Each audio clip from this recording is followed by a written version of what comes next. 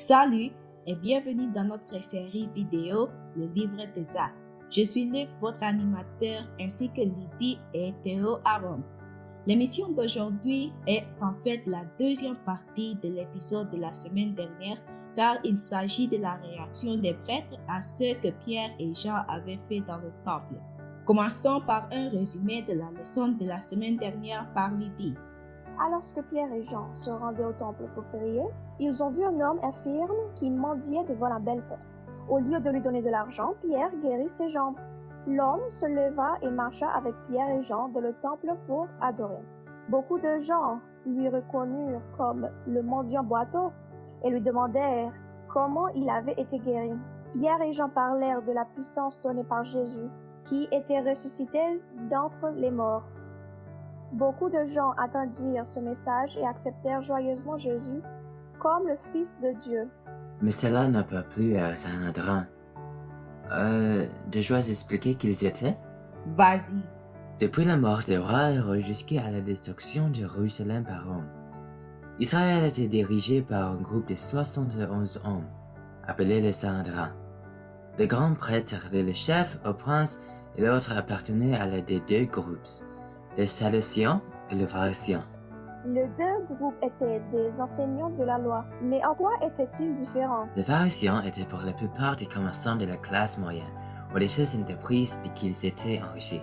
Par exemple, Nicodème et Paul sont devenus des Pharisiens. Les Sadducéens, quant à eux, étaient probablement des descendants de Zadok, un grand prêtre de l'époque de David. En fait, il s'agissait d'une affaire de famille. Pour être Sadducéen, il fallait être un Sadducéen. Qu'il en soit, les Sadducéens ne croyaient pas en ange, aux démons ni à la résurrection. C'est pour cette raison que les Pharisiens et les Sadducéens se disputaient beaucoup. Lorsque Pierre et Jean parlèrent de la résurrection de Jésus, les Sadducéens furent vraiment vexés. Oh, oui. En fait, cela l'avait tellement vexé qu'il fera arrêter Pierre et Jean sur le champ. Tu vois, après la résurrection de Jésus, le Sanhedrin avait dit à tout le monde que son corps avait été volé.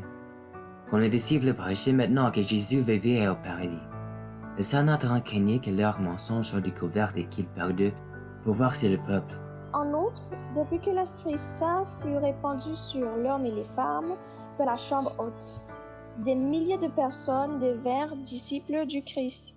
C'est vrai, c'est que le Sanhedrin voulait arrêter. Ils avaient déjà tué Jésus. Maintenant, ils voulaient aussi tuer ses disciples. Mais selon la loi romaine, les Israélites n'avaient pas le droit de tuer qui que ce soit. Seuls les Romains avaient la permission d'exécuter les gens.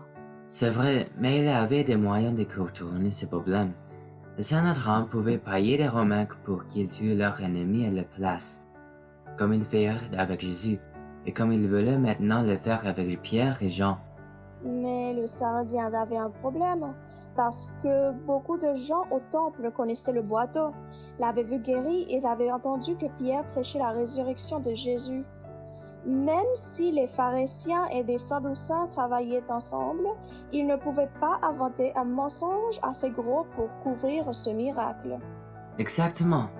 Le lendemain, lorsque le Sanhedrin convoquèrent Pierre et Jean pour l'interroger, beaucoup s'étaient souvenus de la peur qu'ils avaient eue lors de l'arrestation de Jésus. On pensait qu'ils pourraient être contraints de ne plus jamais parler de Jésus. Mais Pierre et Jean n'étaient plus le même homme. Ils avaient été convertis. Ceux qui étaient avec Jésus ne peuvent rester les mêmes. Le Saint-Esprit donna à Pierre le pouvoir de parler avec assurance devant le Sanhédrin. Il leur dit que Jésus-Christ qu'ils avaient crucifié était ressuscité.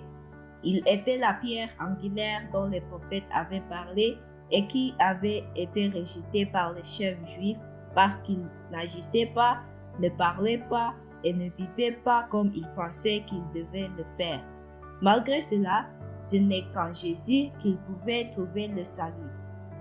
Dieu voulut sauver même ceux qui avaient ordonné à ses deux disciples de ne plus jamais parler de Jésus. Mais leur réponse était simple. Pierre et Jean dirent, « Jugez à vous-même s'il était juste aux yeux de Dieu de vous écouter plutôt que d'écouter Dieu. Nous ne pouvons pas nous empêcher de parler de ce que nous avons vous entendu. Alors, le Sanhédrin craignait que le peuple ne se soulève contre eux, laissant les deux hommes en liberté.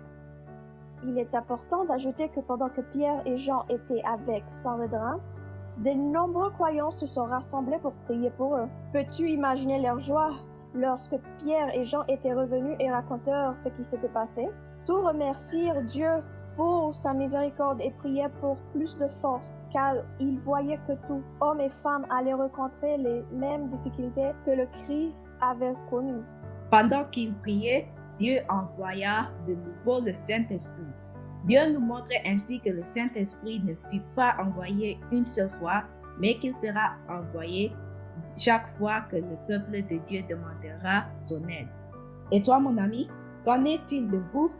Avez-vous besoin du courage pour partager la parole de Dieu avec les autres?